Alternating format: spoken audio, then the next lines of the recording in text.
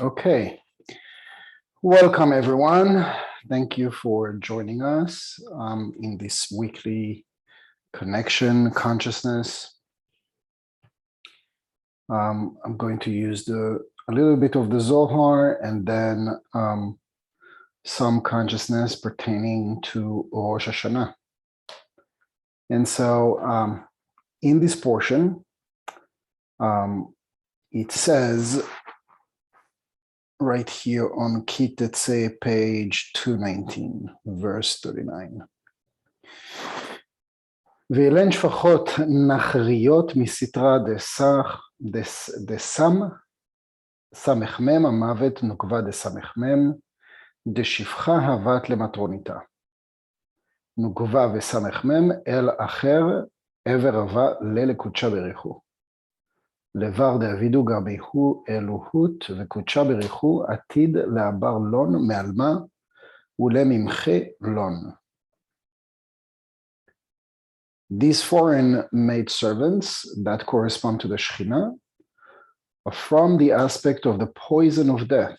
They are the female aspect of Samech Mem, where the maid servants became the matron, namely a maid servant who takes the place of her matron.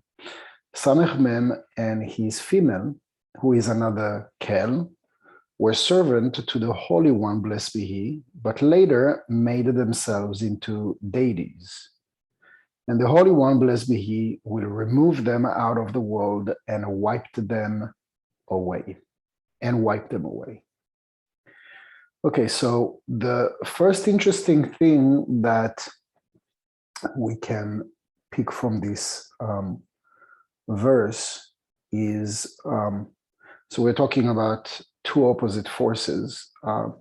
One is the Shekhinah. The Shekhinah is the sort of like the female aspect of the Creator, and then there is the opposite side that is Samech Mem, and so he talks here about his female, but really we're talking about like the whole squadron of evil forces. But what is interesting is that, it clearly says here in the Zohar that they were servant of the Creator. So, namely, at the end of the day, we know that all entities emanate from the light. We always say everything comes from the light. But here, there is a revelation, and that revelation is that the evil as we know it came from somewhere, right? We always ask in classes, people ask, but where did evil come from? So the thing is, when we are phrasing this question, we are not dealing really with the seed level of evil, we're dealing with the effect of evil, right? So evil is negative thoughts and temptations and jealousy and all the negative emotions that an individual can have. Those are basically inspirations that we get from those forces that are there to deceive us, to get us to fall and to make the wrong choices. And so, when we're learning about the opponent, I remember when I did my first Kabbalah 1, I was, I bombarded my teacher with questions. I was very skeptical, but at the same time, I was very curious. And it was like a whole new world for me to discover, something that you could say, oh, I knew it all along. But we don't exactly know it all along, because we still, after all the knowledge and all the 25 Kabbalah 1s that we have made, that we have learned, that we have done, we still get reactive. And so, when somebody asks me, well, do you think I should take another Kabbalah 1? I just did like 12 Kabbalah 1 in the last 2 years. You want me to do another Kabbalah 1? So the question, or should I say like the answer is, from my perspective, is simple. If you've mastered not being reactive anymore, and at each given time recognize the opponent and his tricks, and are connected to the Creator in the harshest, most difficult, greatest obstacle of your life, connected to the light, where you see the light in every dark spot, in every dark situation, instead of getting angry and upset and judgmental and hateful, you see the light. You know, like when the most terrifying, grotesque, or difficult situation, you have like the aha moment, and you're like, oh, I'm connected to the light. You're not gonna get me. So anyway, so if you're one of those people that stopped reacting long time ago, then probably Kabbalah 1 is done for you, and you're ready for Kabbalah 2. And so in Kabbalah 2, there are other lessons, but you got the idea. So, you know, when people are telling me, oh, you know, I can't do another Kabbalah 1, I'm over it, I know it by heart, right and left, up and down, I'm ready for the deep stuff. Usually for me, that is a red flag. Without going into all the different adjectives that come to my mind to describe the character, but really when a person is like going down that road is not a good sign. You know, that I'm ready for the deep stuff is a red flag. Why is that a red flag? Because again, in my opinion, I'm not discrediting, you know, the importance and the need to study deep things, but to discredit the simple things, that is when we are discrediting the light. Why? Because the light is simple. And the light is in simple things. We like to complicate things. We like, you know, to come out of a class that was so deep you have a headache and you don't know what to do with yourself and you're so fulfilled and you're so satisfied. This is not necessarily the light. When the light is in motion, when the light is in action, everything falls into place. I can't believe that such a complicated situation just unfolded in such organic way. I cannot believe it. It's a miracle. When the light is in action, things are simple. Anyway, let's get back to what the Zohar here is talking to us about. Very interesting aspect about the Samech Mem, which is basically, you know, the evil incarnation. He's like the general of Satan. And Samech Mem is like he has all the names, Lucifer and whatever, like you can give him like any name. He's like just a bad guy. And so, you know, like a lot of people, and that is a very good question when you're asking, oh, but wait a second, where is the evil coming from? Even the evil is coming from the light. And you know what? It's very hard to conceptualize that something so evil can come from something that is so good. So in the eternal life, in the Ein Sof, in the endless light, everything is good. We experience good and bad only down here in this physical awakened state. As soon as we transition from that physical awakened state that we breathe, that we use our five senses to understand, comprehend, conclude, differentiate, compare, as soon as we transition from this physical to the spiritual, and the spiritual, we don't need to go very far. When we sleep, we can travel into that spiritual realm through dreams and messages that we get, etc., like deja vu or intuition, or somebody is about to call you and you have a gut feeling, or like things like that, like, you know, like those moments that are not very earthly, they're not like making sense, they're not like of a nature that is logical. As soon as it's beyond the bubble of logic, that is when we're tapping into the spiritual realm. The spiritual realm, there is no good and bad. It's all just is, and is all endless good. This is what the spiritual realm is. We define and we decipher good and bad, at least through our human brain, as opposites, right and left, black and white, different race, boy and girl. Languages, within even different races, you have like factions, and you have like different sects, and you have different all sorts of things. Like even within the chromosomes, like you have like, like the different aspects, you have oppositions everywhere.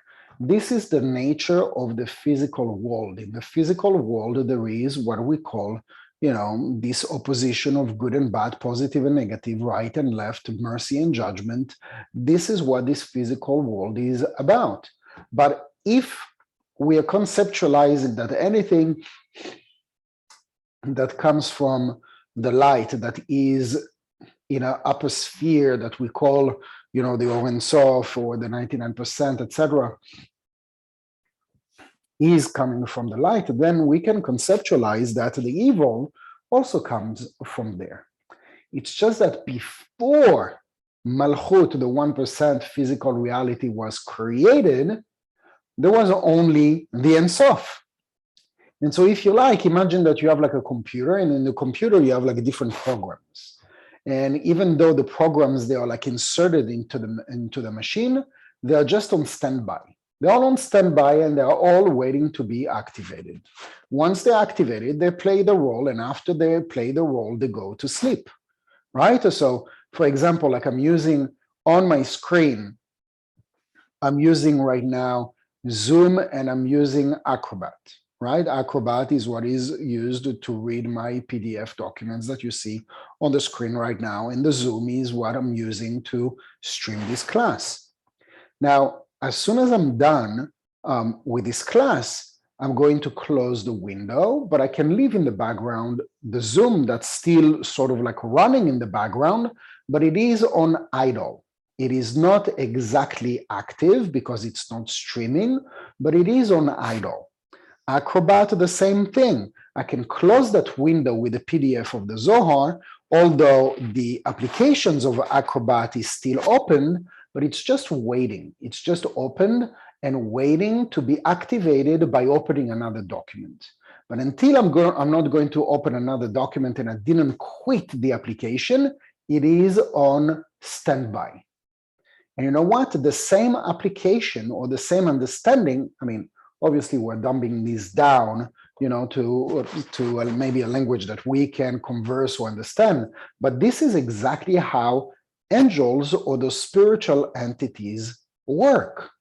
They work in a way that they are all idle and they are all on standby until they are commended, not as in general to a soldier, commended. Like I have here one of the button on my computer that says commend, right? It's just an application, like I press the button, and then if I just say command, it's not enough. I need to press command and then tell him what to do with that command. Command F, command T, command C. So on a PC, you have you have control, right? So on Mac, you have command. So it's just a different language, Mac and PC. But if I do command and C, it's going to do copy. If I do command and V, it's going to do paste. If I do command and P, it is going to do print. If I do command and F, it's going to search. S, save, etc., etc.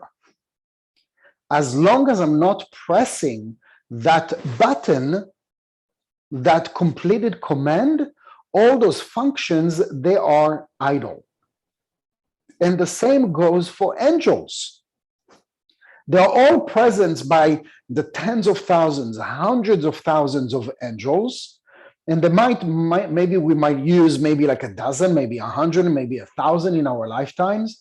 But really, there is over hundreds of thousands of angels that are idle, on command to us, obviously to the Creator and to Metatron and all this hierarchy of angels and whatnot. But we also, as human beings, we have the strength, we have the power to activate angels.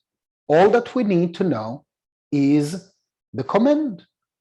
If we don't learn about the command, then we won't get to use that specific angel, right? So in Kabbalah, we learn about some of those angels. There are classes about those angels, but there are also, like if you are, like a little bit more advanced student, like on Shabbat, we have like a, like one of the songs that that list like the different angels and sort of like gives like a command for each one of them.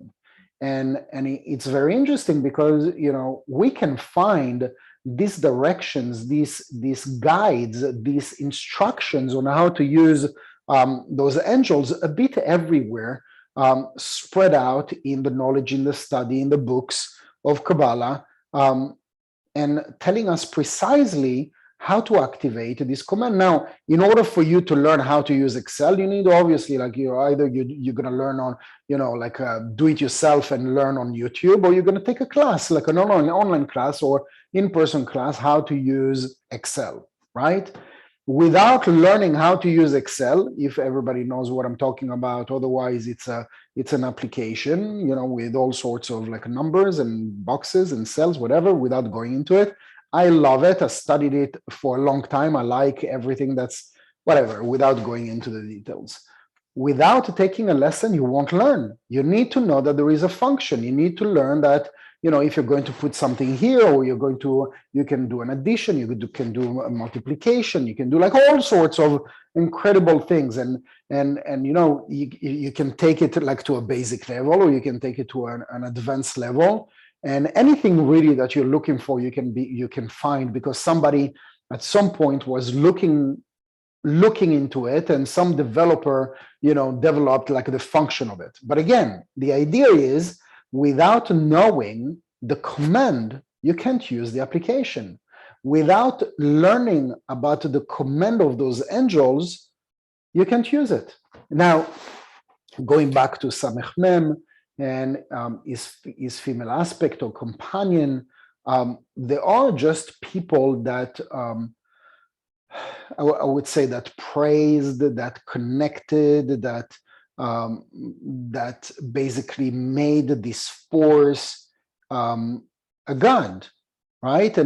And so this is at some point what extracted. I don't know exactly the ramification or exactly the process of how it took place, but this is what the Zohar tells us. At the beginning, before mankind came into the world, into this physical reality, before that time, that evil force, that evil incarnation emanated from the Creator as an idol program that maybe yes or no had its function in the spiritual realm, but definitely had its purpose on this physical realm. And on the physical realm, you've had a few, maybe gaining in numbers and popularity on how to tap into that force that is evil, that is selfish, that is judgmental, that is blame, that is greed, and everything else that you can think of, that empowered this negative force, empowered it so much that they made it a deity. What does it mean? We're talking about golden calf or idol worship, right? We have spoken about this before, and idol worship is not necessarily like a religious term. Idol worship can be something that you give your power to. And so if you have it, then you feel good about it, or you feel good about yourself. And if you have less of it, or you don't have it anymore, then you're miserable. So when there is an external thing, force, individual that controls your life in that way to make you feel good, to make you feel happy, or to make you feel sad or miserable, then that is idol worship, and that is basically religiosity. And so you can think about like a gazillion of things. I can think about a few things where you can think about addictions, or you can think about self-respect, or what's the word? Self-esteem and self-confidence, etc., etc. And so that is a great example in a lot of our lives. You know, a lot of us are dealing with low self-esteem, with approval, with recognition, with being loved, with feeling belonging. And when we do, then it makes us feel good. And when we don't, then we feel lonely or sad. And so those are great examples to show us that these forces, even if it's not God willing, thankfully, not that force direct that is affecting us, but it can definitely be one of its soldier that is playing its role. The same as there are these countless of positive angels that are there to push us, to do the right thing and to restrict and to become a better person and to pray and to meditate and to share and to grow and to go outside of our comfort zone. Those are angels that are constantly present, but they're only present, or their only presence can only be enhanced and can only be empowered if we give it energy. And so the same goes for the opposite. The more we give into loneliness, victimness, blame, resentment, guilt, etc., and the more we empower and we enhance those angels, right? So obviously, we don't want to be in a place where we're judging each other and we are impatient with each other when we see somebody suffering or we see somebody that is stuck. Don't tell somebody, come on, why don't you just get over this person? Why don't you just quit? Why don't you just leave? Why don't you just like move to another job or another city or another country, or find something else to do? Like, why do you keep finding yourself or choosing to be around a toxic environment?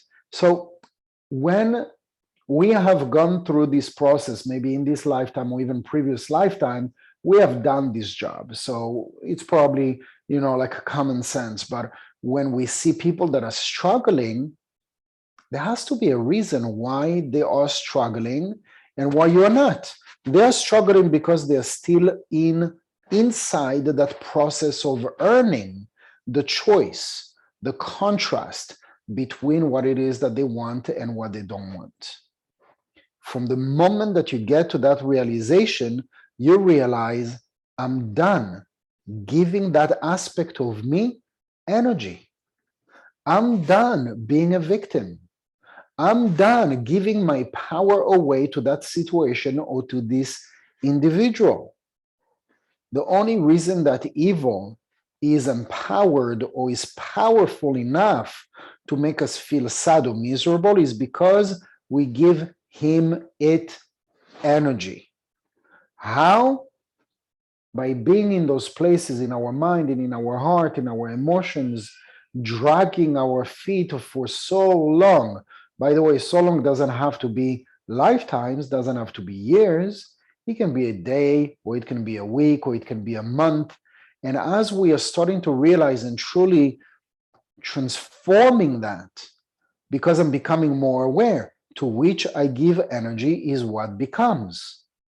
To which I give energy is what becomes.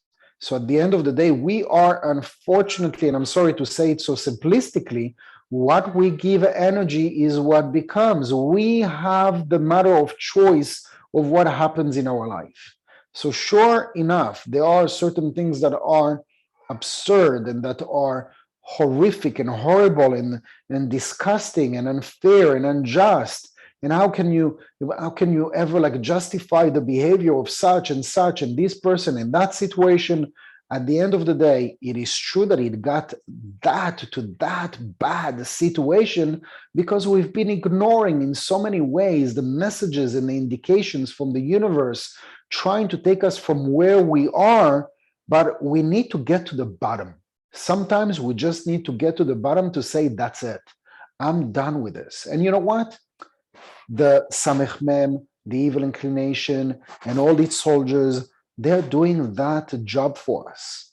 Yes, their job is to take us down, to pull us down as best as they can, and they're going to do the best that they can of their most beautiful job every single day, and they never complain, and they never tire, and they never strike, and they never ask for a raise.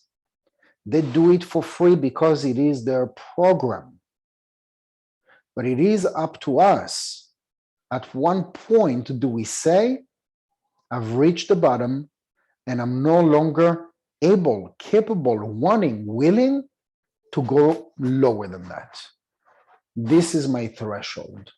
This is the point. This is the no return point that I'm saying now. And at the end of the day, we're going to realize that it's not just about, you know, like the samech mem or the evil inclination. It's about every aspect of our life where that conscious energy is just squatting. It is squatting and it is taking place to take a piece out of us, a piece of energy, a piece of moral, a piece of hope, a piece of joy. And at the end of the day, as we are getting closer to Rosh Hashanah, this is a great, you know, we're always talking about Teshuvah, which is the aspect of redemption. But a deep, deep aspect of redemption is to retrieve the sparks that we have lost in every single moment, every single time that we have made the wrong decision. The wrong decision is not necessarily a sin, is not necessarily something that you shouldn't have done. A lost spark can be a moment of laziness, can be a moment that I indulge myself in sadness and in victimness and in blame for far too long. Every single minute was another inch, another bite, another piece out of me that I gave away to the opponent, to the other side, to get the best out of me. So this is the process of Teshuvah. The process of Teshuvah until we get to Rosh Hashanah. Rosh Hashanah is the idea of a clean slate. Human beings get this idea of a clean slate the first of the month of Libra. And we have this month of Virgo to go through as many self-introspect moments where we lost the sparks, and through meditation, through closing your eyes and visualizing all those moments that you lost yourself, that you lost a piece of yourself, as a lost spark, as a lost of piece of energy, of hope, of joy, of a project given up, etc., etc. This is the month, this is the time that is given to us to return, to restore as much energy, if not all the energy that we have lost, not only in this lifetime, but also previous lifetimes. At least that's the goal. That's the main idea. Any question? Comment?